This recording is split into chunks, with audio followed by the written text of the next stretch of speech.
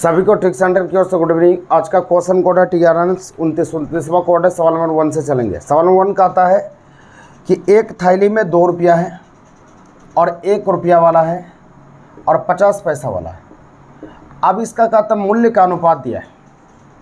मूल्य का अनुपात दिया 3:2:1 दिया है और कुल सिक्कों की संख्या यहाँ पर दिया है। टोटल यहाँ पर कितना संख्या 550 संख्या है। तो संख्या दिया है तो सिक्का की मूल्य क्या काम करेगा, संख्या हमको निकालना पड़ेगा। संख्या निकालने के लिए सोचिए 2 रुपया वाला 3 हुआ है तो 3 रुपया यहाँ पर टोटल पुराना है। 3 रुपया है और 2 रुपया वाला को 3 रुपया बनाना है तो कितने संख्या होंगे। जैसे यहाँ पर कहते हैं 50 पैसा वाला को हमको 1 रुपया, ये 1 रुपया मूल्य है और 50 पैसा वाला होता है 2 संख्या होगा। और 2 रुपया पुराना है और 1 रुपया वाला है, ये 2 रुपया होगा, 2 संख्या होगा। अब हमको 3 रुपया पुराना है और 2 रुपया वाला यहाँ पर है तो 3 रुपया पुराने के लिए कितना 1.5 सिक्का की ज़रूरत पड़ेगा, 1.5 होगा। अब टोटल यहाँ पर सिक्का 550 है। टोटल यहाँ सिक्का कितना होगा 2 2 4 1 5 5.5 सिक्का होगा। तो 5.5 जिसका वैल्यू रहता है उससे भाग करते हैं और इसको पता करना उससे गुना करते हैं। 2 रुपया वाला पूछता है, 2 रुपया के सामने कितना 1.5 हो गया तो इसको हल कर लेंगे। इसको काट लिए, ये ख़त्म हो गया, इसको 10 बार में काट सकते हैं। आपका टोटल आंसर कितना होगा 150। यही आंसर होगा, ये उत्तर होगा, यही आंसर होगा। ठीक कर लेंगे। इसका आंसर 150 आएगा। क्लास में इसका रन ऑफ करवा दिया गया था, 150 आंसर होगा। अगले सवाल की ओर आएंगे। सवाल नंबर 2 पर आइए, 2 को देखिए। सवाल नंबर 2 नंबर कहा था यहाँ पर एक बैग में 50 पैसा 50 रुपया वाला और 20 रुपया वाला और 10 रुपया के नोट है। सवाल को ध्यान से समझेंगे, समझ में आ जाएगा। उसी प्रकार से यहाँ पर एक बैग है। सवाल नंबर 2 नंबर कहा था 50 रुपया वाला है, 20 रुपया वाला है और 10 रुपया वाला है। अब कहता है कि इनके नोट क्रमशः 5:3:5 और 8 के अनुपात में। नोट मतलब ये संख्या हो गया। अब उसके बाद आगे कहता है यदि कुल मूल्य 1650 है, 1650 टोटल मूल्य है तो मूल्य बताना है कि टोटल दाम कितना होगा। अब सोचेंगे मूल्य यहाँ पर कितना होगा, मूल्य दिया है तो मूल्य बताना है। 50 रुपया वाला संख्या 3 है तो 150 होगा। 20 रुपया वाला 5 को है 100 रुपया होगा। 10 रुपया वाला 8 है 80 होगा। तो टोटल यहाँ पर कितना हो गया 1 1 200।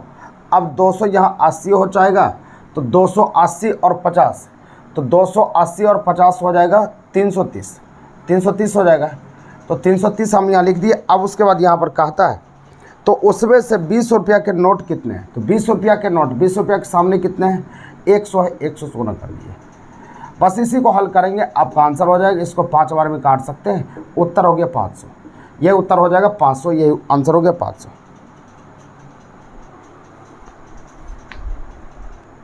या 5 से गुना नहीं करना पड़ेगा क्योंकि ये मूल्य है ना, 500 नहीं आएगा। यहाँ पर संख्या पूछ रहा है 20 रुपया का संख्या, तो 20 रुपया का संख्या 5 ही है ना, 5 से गुना होगा।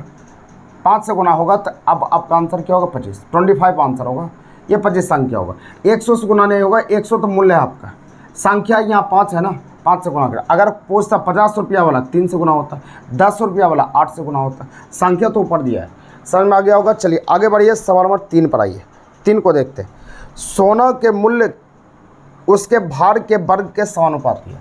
सोना का मूल्य उसके भार के वर्ग के समानुपाती है। मतलब कोई सोना का दाम है, जैसे 5 kg सोना है, इसका दाम होगा 25 रुपया, क्योंकि कहा कि उसका भार का स्क्वायर कर दिए वही दाम होगा। जैसे 2 किलो है, इसका दाम होगा 4 रुपया। 5 किलो है, ये 25 टका। 10 किलो है 100 रुपया। तो इस प्रकार से आपका दाम होगा। अब उसके बाद आगे जैसे कहता है उससे काम करेंगे। अब उसके बाद कहता है आगे सोना 3:2:1 के अनुपात में तोड़कर। कोई सोना है, सोना ये टूटा 3 अनुपात। सवाल नंबर 3 है 3:2:1 के अनुपात में टूटा। इसका मतलब टोटल मेरे पास था कितना 6 था। तो 6 था तो इसका मूल्य कितना होना चाहिए था 6 के स्क्वायर 36, क्योंकि वर्ग के समानुपाती है। ये 36 दाम होना चाहिए, लेकिन इसका दाम कितना आया 3 का स्क्वायर 9 हो जाएगा। 2 के स्क्वायर 4, क्योंकि जितना ये टूटा है उसका स्क्वायर करेंगे वही दाम होगा। ये क्लास में बताए हैं। ये 1 रुपया होगा। अब टूटने के बाद ये कितना दाम होगा 13 रुपया। टूटने के बाद ये 13 रुपया और इकट्ठे बेचते तो ये 36 रुपया हो, तो कितने का घाटा लग गया। तो सवाल में यहाँ पर कहता है, तो सवाल पर यहाँ पर कह रहा है कि सवाल पर 4620 रुपया का घाटा हो गया, 4614 हो जाएगा, 9 4 13 14, 4620 रुपया का घाटा हो गया। तो यहाँ पर घाटा कितना हुआ, पहले 36 रुपया मिलता, अब 14 रुपया मिल रहा है, इसका मतलब घाटा तो हो रहा है। घाटा कितने को है, दोनों का अंदर कर लेंगे, 6 में 4 गया 2 या 3 में से 1 गया 2, यानी 22 रुपया का घाटा हो रहा है। तो 22 से हम डिवाइड कर लेते हैं, जिसका वैल्यू रहता है उससे डिवाइड करते हैं। हमको पूछता है कि तो बिना टूटे हुए सोने का मूल्य क्या है। बिना टूटे हुए सोने का मूल्य 36 था, बस इसी को हल करेंगे। हल करने के बाद आपका 7560 आ जाएगा, ऑप्शन नंबर सी आंसर हो जाएगा, यही उत्तर हो जाएगा। चलिए आगे बढ़िए, सवाल नंबर 4 की ओर बढ़ते हैं, सवाल नंबर 4 बढ़ाते हैं। सवाल नंबर 4 कहता है 1240 रुपये की धनराशि ए बी तथा सी में बांटना है। ए बी सी में बांटना है, जिसमें ए और बी की राशि का अनुपात 6:5 है। ए और बी 6:5 है और बी और सी की राशि 10:3 है, और बी और सी की राशि 10:3 है, 10:3 कर लिए, 10:9 है। तो कहता है सी का हिस्सा क्या होगा। सी का मान निकालने के लिए आपको करना क्या है, बी के मान को बराबर करना पड़ेगा। बी 5 है या बी 10 है, इसको 2 से गुना कर लेते हैं, ए बी सी पूरा लेते हैं। ए बी सी यहाँ पर क्या हो जाएगा, ये 12 और ये 10, यहाँ पर भी 10 और ये 9। तो यहाँ पर टोटल राशि आपका कितना है, 1240। तो टोटल यहाँ पर कर लिए, तो टोटल यहाँ पर 1240 बटा, इसको सबको जोड़ लेते हैं, ये 22 हो गया, 22 से 9, तो 22 8 30, 31 हो जाएगा। 31 से डिवाइड कर लेते हैं, जिसका वैल्यू उससे भाग होता है, और हमको पता जो करना है उससे गुना करना पड़ता है। तो हमको पता क्या करना है, सी का हिस्सा क्या होगा। सी का हिस्सा 9 है, 9 से गुना कर लिए, बस इसी को कटा लेंगे, आपका आंसर हो जाएगा 40 में कट जाएगा, आपका आंसर 360 हो जाएगा। 360 ये उत्तर हो जाएगा, यही आंसर हो जाएगा। समझ में आ गया, 360 आंसर हो गया। अगला सवाल आएंगे, सवाल नंबर 5 पढ़ाइएगा। 5 को देखिए, सवाल नंबर 5 को देखना है। सवाल नंबर 5 कहता है 2 संख्या 5:7 के अनुपात में, ध्यान दीजिए, 2 संख्या 5:7 के अनुपात। सवाल नंबर 5, ए और बी 2 संख्या ले लिए, यहाँ पर है 5:7 के अनुपात में है। अब उसका बोलता है प्रत्येक में 9 घटाया जाए, यानी कि 9 घटा देते तो इसका अनुपात 7:11 हो जाता है। तो 9 घटा दिए तब 7:11 हो गया। तो इसमें घटा हुआ 9, इसमें घटा हुआ 9, इसमें भी घटा हुआ 9, तो 9 घटा तब 7:11 हो गया। तो दोनों का अंतर तो सेम होना चाहिए। यहाँ देखिए अंतर इतना कितने हैं, ये 2 बढ़ा, ये 4 बढ़ गया। अंतर सेम नहीं तो अंतर कीजिए सेम। तो यहाँ पर अंतर सेम करने के लिए क्या करना है, दोनों का अंतर ये 4, यहाँ दोनों का अंतर 2। तो इसमें यदि हम 2 से गुना करते तो अंतर सेम हो जाता है, 2 से गुना इसमें कर लेते 4 पुर जाएगा। इस दोनों को देखना है, तो 4 पुराने के लिए क्या चीज़ की जरूरत पड़ेगा, 2 से गुना करेंगे तब ये 4 पुर जाएगा, अपने आप सेम अंतर हो जाएगा। तब नया चीज़ लिख लीजिएगा आप, ए बी। तो ए का वैल्यू ये 10, बी का वैल्यू 14। अब यहाँ पर ये 7, इसमें कुछ नहीं किया, 7 और 11। देखिए यहाँ पर 10 से 7 हुआ 3 कमा, 14 से 11 हुआ 3 कमा, तो अंतर सेम हो गया। तो बस बहुत आसान हो जाता है, जितना घटा उतने में लगा दिए, उतने कलम का दाम। यहाँ 3 का अंतर है तो 3 में 9 हो जाएगा, 1 में 3 हो गया। आंसर आपको पता करना है। तो बताइए कि संख्या का अंतर क्या। तो संख्या का अंतर, दोनों संख्या का अंतर कितना है, 4। तो 4 कलम का दाम कितना होगा, 12। ये उत्तर हो गया 12। अगले सवाल की ओर बढ़ेंगे, सवाल नंबर 6 उसी तरह बनेगा। 6 को बताएंगे, 6 सेम सवाल है, 6 का आंसर देंगे कि आपका आंसर क्या होता है। 6 सेम सवाल है। सवाल नंबर 7 पर आएंगे। सवाल नंबर 7 को देखिएगा ध्यान से, 7 नंबर सवाल कहता है ए बी सी, तीन कक्षा ए बी सी ये मान लेते हैं 2:3:5। अब कहता 40:7 प्रत्येक में बढ़ाया जाए तो 4:5:7 हो गया। 40:7 प्रत्येक में बढ़ा, तो प्रत्येक में यहाँ बढ़ा कितना, ये 2, यहाँ भी बढ़ा 2, यहाँ भी बढ़ा 2, अंतर सेम हो गया तो कोई दिक्कत नहीं है। 2 कलम का दाम 40 रुपये कर लिए, 1 कलम का दाम 20 रुपये। तो आंसर हमको पूछा जा रहा है कि शुरुआत में कक्षा में कितने छात्र थे। तो शुरुआत में कितना थे, 2 5 5 10 था, तो टोटल 10 कलम का दाम कितना होगा, 20 × 10 इक्वल टू आपका 200। यही आंसर हो गया 200। अगले सवाल की ओर बढ़ेंगे, सवाल नंबर 8 पर आइए। सवाल में 8 देखिए, 8 कहता है, 8 नंबर सवाल कहता है दो संख्या 2:3 के अनुपात में, दो संख्या ए और बी मान लीजिए 2:3 के अनुपात में है। अब कहा था कि प्रत्येक में 15 जोड़ा जाए तो 3:4 हो जाता है।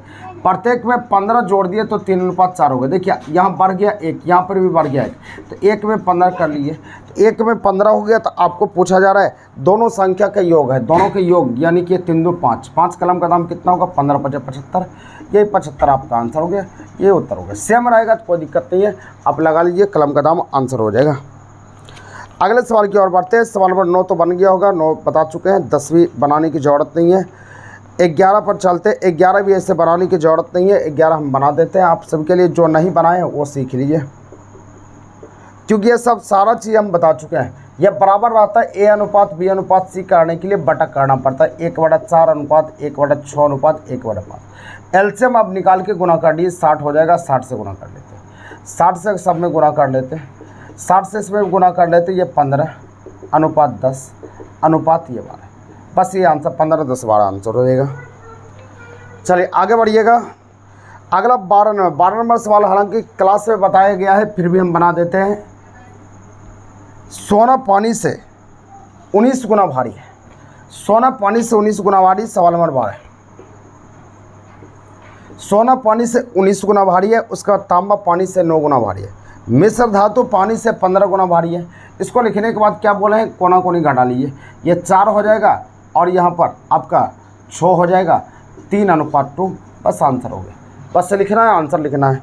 अगला सवाल की ओर आएंगे। सवाल नंबर 15 नंबर कहा था कि 15% सांद्रता वाले, सेम सवाल है, 15% सांद्रता वाले और 40% सांद्रता वाले दो चीनी, क्रॉस पर ये सब सवाल बैठता है। 15% सांद्रता वाले और 40% सांद्रता वाले दो प्रकार की चीनी को किस अनुपात में मिलाया जाए कि 30% सांद्रता, बस घटा देना, ये 15 हो जाएगा, ये 10 हो जाएगा, ये 2 और ये 3, 2:3 आंसर हो गया। अगला सवाल का था 4200 लीटर मिश्रण में दूध और पानी का अनुपात 70:3 है, इसमें कुछ और दूध डालने के बाद दूध और पानी का अनुपात 7:1 हो गया, तो दूध की मात्रा कितनी जोड़ी है। 4200 नहीं 200 लीटर है। देखिए इसको दो तरह से बना सकते हैं, एक्स भी मान के बना सकते हैं और डायरेक्ट भी बना सकते हैं। देखिए बिना एक्स मान के बनाइएगा तो ऐसे बना सकते हैं, 70:3 था, 200 लीटर टोटल था, टोटल कितना 20, तो 20 में 200, एक में कितना 10, एक में 10, तो 17 में 170, 3 में 30 हो जाएगा। अब उसके बाद कहा था इसमें कुछ और दूध डाल दिया, तो दूध डाल दिया तो ऐसे भी बना सकते हैं, प्रोसेस बनाएंगे तो ऐसे भी कर सकते हैं। 170 था और ये 30 था, दूध डाल दिया, तो यहाँ पर दूध और पानी का अनुपात है 17:, ये दूध है, कुछ और दूध डाल दिया, माने कि 100 दूध डाल दिया, तब इसका अनुपात क्या हो गया 7:1। 7:1 मतलब 7/1 होगी। इसको हल करेंगे, 170 प्लस x कोना कोनी गुणा कर लिए, ये 210 हो जाएगा।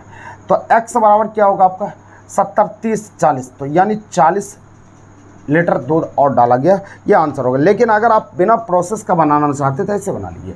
अब बोला कि इसमें कुछ और दूध डाला गया, तो इसका अनुपात 7:1 हो गया।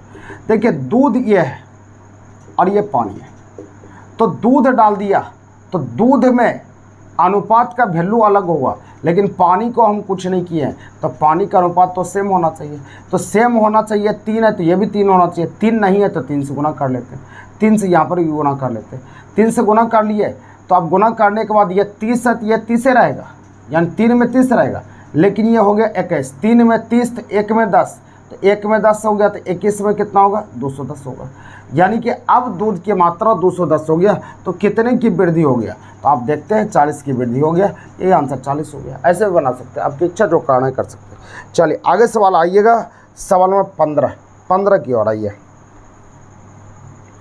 15 नंबर सवाल कहा था नापने के 3 छड़े, नापने के 3 छड़े यहाँ पर दिया है 15 नंबर, जो 64 सेंटीमीटर और 80 सेंटीमीटर और 96 सेंटीमीटर।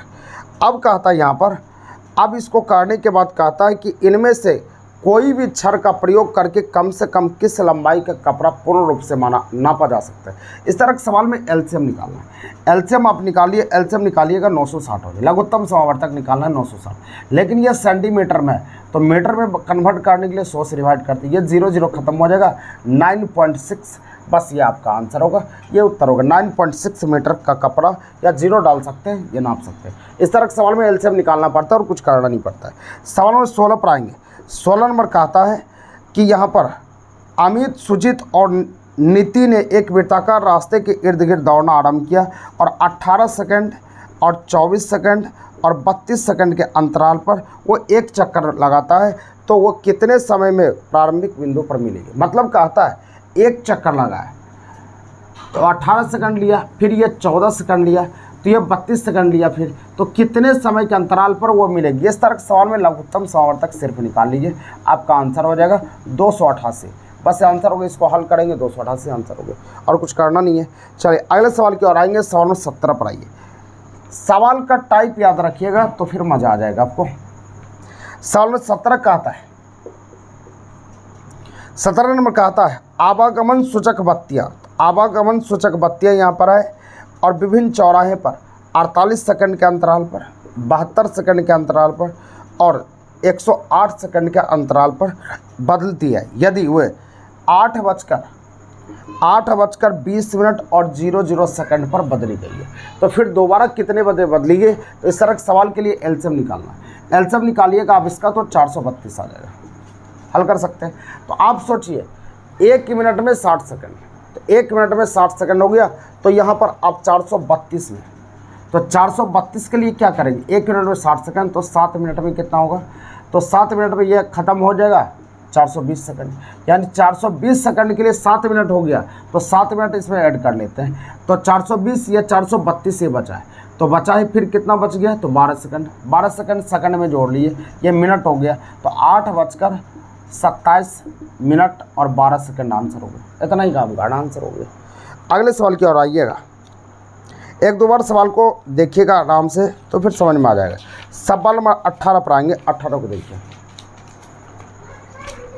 18 नंबर सवाल कहता है 3 मित्र एबीसी वृत्ताकार स्टेडियम की इर्द गिर्द और घूम रही है। तो सवाल वही है, इर्द गिर्द घूम रही है, कितने समय के बाद वह मिलेगी। तो एलसीएम निकाल लीजिएगा, आपका आंसर हो जाएगा। 18 नंबर भी करना क्या है, एलसीएम निकालना है। एलसीएम निकाल लीजिएगा, आपका आंसर हो जाएगा। 19 नंबर आएंगे। टीनू के पास, टीनू दर्जी एक महिला के स्कर्ट बनाने के लिए किसी चौड़ाई के कपड़े का उपयोग करता है, परंतु उसे याद नहीं है कि वह सही 32 इंच है या 36 इंच। 32 इंच है या 36 इंच पता नहीं है। क्या तुम उसे कपड़े खरीदने में मदद कर सकते हो ताकि वह कपड़ा दोनों दशाओं में प्रयोग कर सकते। इस तरह के सवाल को बनाने के लिए एलसीएम निकालते हैं। एलसीएम निकाल लो, आंसर हो गया। बस लघुत्तम समावर्तक निकालिए, आंसर लिखिए, हो गया, और कुछ नहीं करना। अगला सवाल कहता है 20 नंबर। एलसीएम एचसीएफ का हम पढ़ाए हुए हैं, जो पढ़े होंगे तो वो बना लिए होंगे। सवाल 20 पर आइए। 6 घंटियाँ 2,4,6,8,10 और 12 सेकंड के अंतराल पर बदलती है, तो 30 मिनट में कितने बार बजेगी। करना कुछ नहीं है, एलसीएम निकालिए। जिसको जो काटेगा उसको छोड़ते, 2 4 को काटा छोड़ दिए, 4 8 को काटा इसको छोड़ दिए, 6 12 काटा इसको छोड़ दिए। लघुत्तम निकालने का आसान तरीका होता है, जो एक दूसरे काटेगा उसको छोड़ देते हैं। अब इसको हम हल करते, 2 से कटाते हैं 4 5 और छोड़। एक बार हम बना लेते हैं 2 से, 2 दूनी 4, ये 5 दूर से, अब नहीं कटेगा। 5 या 15 30 दूनी 60 दूनी 120। 120 सेकंड के बाद वो फिर से बजेगी। तो 120 सेकंड को हम मिनट बनाने के लिए 7 से डिवाइड करते हैं। मतलब क्या, 120 सेकंड हो गया, 2 मिनट के अंतराल पर फिर से बजेगा। तो कहता 30 मिनट में कितने बार बजेगा, तो 2 मिनट में एक बार, तो 30 मिनट में कितने बार, तो 2 से डिवाइड करते हैं, तो 2 से डिवाइड करते हैं 15 बार बजेगा। लेकिन घंटे वाला सवाल में एक जोड़ना पड़ता है, तो ये आपका रिजल्ट होगा 16। इसीलिए एक जोड़ना पड़ता है, क्योंकि शुरू में जो एक बार बजा है उसका काउंट नहीं गिना जाता है, इस कारण से एक लास्ट में जोड़ते हैं। जैसे कोई स्टेशन जमालपुर से खुली, तो अगर बरियारपुर स्टेशन पर रोकती है, तो पहला स्टॉपेज आदमी मानता है कि बरियारपुर आया, लेकिन वो तो दूसरा बन जाता है, इसलिए एक इसमें छूट जाता है, एक आपको जोड़ना पड़ता है। चलिए आगे बढ़ेंगे। 21 नंबर तो बन गया होगा। ए बी से 16 वर्ष का बड़ा है, परंतु बी की आधी आयु ए की 1/3 आयु के बराबर। लिख देते हैं एक बार। 21 नंबर, ए की आधी आयु बी की 1/3 आयु, बी की आधी आयु और ए की 1/3 आयु के बराबर है, ये कहा। तो ए अनुपात बी बराबर हम आपको बोले हैं, जिसके नीचे जो रहता है वही अनुपात होता है। अब कहता 16 वर्ष का बड़ा है, तो बड़ा या छोटा में अंतर होता है, यानी 1 में 16 हो गया। 1 में 16 हो गया, तो इनकी आयु क्या है, तो ए का वैल्यू 3 है, 3 में 48 होगा, तो 2 में कितना होगा 32, 48 और 32 आंसर होगा। ये उत्तर हो गया 48 और 32। योगेश वाला सवाल तो ये कई बार आ चुका है, 22 नंबर ये बन गया होगा। सवाल नंबर 23 कहता है 50 तक के प्राकृतिक संख्या का औसत क्या होगा। तो पहली जोड़ अंतिम बटा 2, सवाल नंबर 23 पहली जोड़ अंतिम बटा 2 यही होता है ना, इसको हल करेंगे 25.5, यह तो औसत होता है। 24 नंबर सवाल करता है कि 3 के 5 गुणजों का औसत। तो 3 के 5 गुना 3 गुना 1 प्लस 3 गुना 5, पहली जोड़ अंतिम बटा 2, तो ये 15 3 18 बटा 2 9 आंसर होगा, कोई ऑप्शन नहीं है, नन ऑफ दीज हो गया। अगला कहता है 7 क्रमागत संख्याओं का औसत 33 है। 7 क्रमागत संख्या का औसत 33 है, तो बीच में 33 लिख देते हैं। तो हमको पूछता है इनमें से बड़ी संख्या क्या, बड़ी संख्या तो आगे होगा, तो 7 क्रमागत है, बीच में 4 आगे 4 पीछे, सॉरी 3 आगे 3 पीछे होगा, तब तो 7 हो जाएगा। तो अगला होगा 34, फिर अगला होगा 35, फिर 36 होगा, तो बड़ी संख्या 36 हो जाएगा। ये हम औसत में सिखा चुके हैं आपको। अगला सवाल अब रीजनिंग आता है, रीजनिंग तो आप बना लिए होंगे।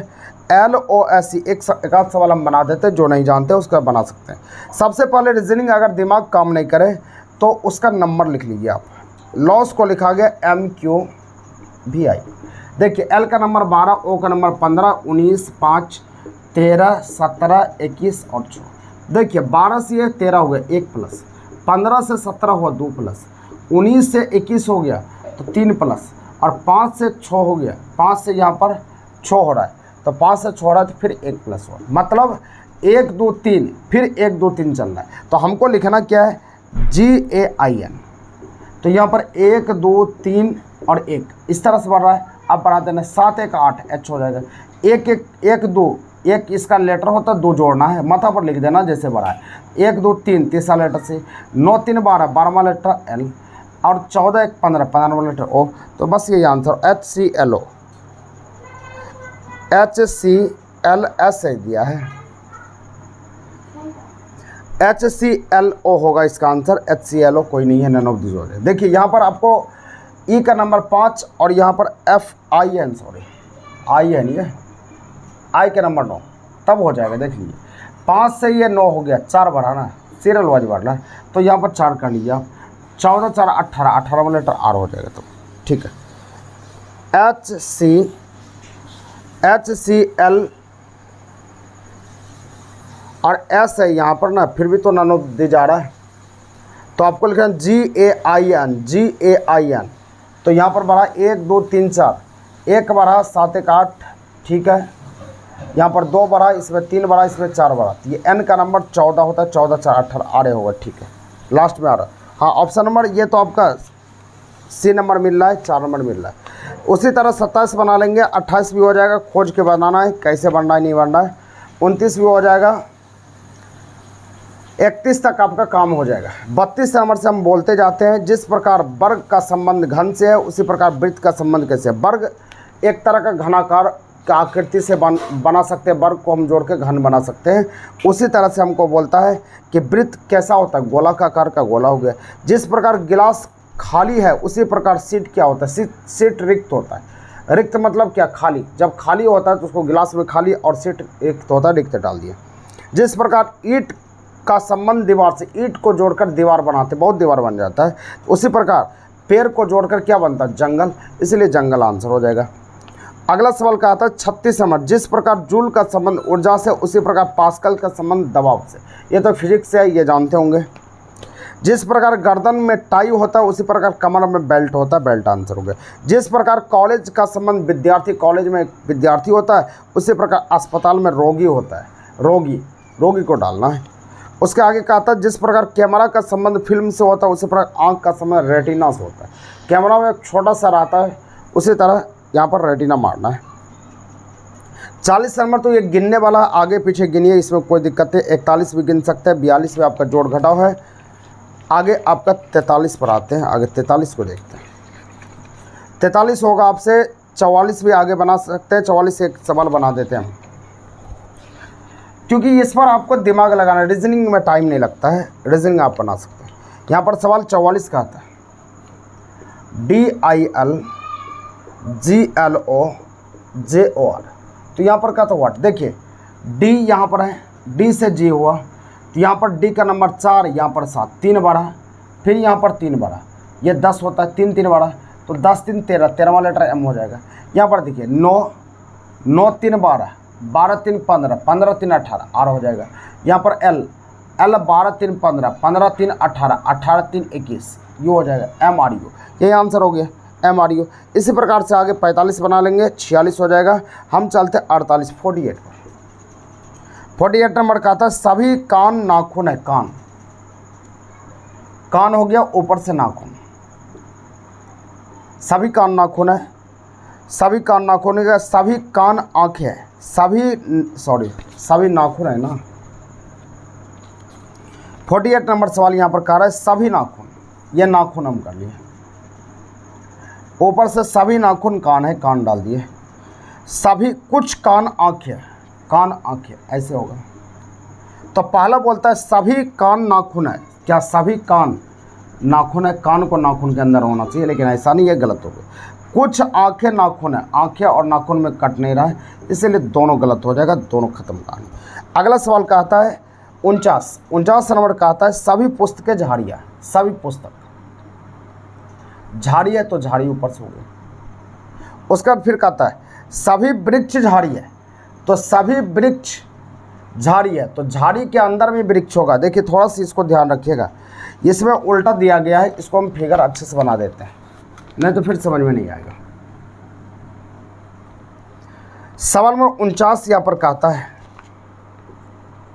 सभी पुस्तकें झाड़ियाँ, पुस्तक, ये पुस्तक हो गया, ऊपर से झाड़ी हो गया, हो गया। उसका फिर कहता है सभी वृक्ष झाड़ी है, सभी वृक्ष झाड़ी है तो वृक्ष को झाड़ी के अंदर में होना चाहिए, सभी वृक्ष झाड़ी है, वृक्ष को झाड़ी के अंदर में होंगे। अब उसका निष्कर्ष निकालना है, कुछ झाड़ी वृक्ष है तो कुछ झाड़ी पुस्तक है, कुछ झाड़ी पुस्तक है, दोनों तो सट नहीं रहा, तो दोनों अंदर में नहीं है, तो इसी कारण से एक नंबर भी गलत होगा। उसका फिर आगे का कुछ झाड़ियाँ वृक्ष है, झाड़ी और वृक्ष हाँ एक सर्किल में आ रहा है, इसी कारण से 2 नंबर सही हो जाएगा, सिर्फ 2 नंबर सही होगा। आप 50 नंबर देख लीजिए, लास्ट सवाल है, इसको समझ लीजिए। 50 नंबर जो नहीं पढ़े थोड़ा सा तकलीफ होगा, टेंशन मत लेना। सवाल 50 यहाँ पर कहता है कुछ पुस्तकें पक्षी, पुस्तक, पक्षी हो गया, पक्षी डाल दिया। उसका फिर कहा कुछ पक्षी उंगली है, पक्षी उंगली हो गया। उसके बाद कहता है कुछ उंगली पुस्तक है, उंगली और पुस्तक में कुछ कंसल्ट नहीं है, इसलिए 1 नंबर गलत। कुछ उंगली पक्षी है, उंगली और पक्षी, तो उंगली और पक्षी कट रहा है ना, इसीलिए 2 नंबर सही हो जाएगा। कुछ उंगली पक्षी है, एकदम बिल्कुल सही, 2 नंबर सही होगा। उम्मीद करते समझ में आया होगा। नेक्स्ट वीडियो के साथ आगे मिलती है, तब तक लेटेक्स एंड जय हिंद।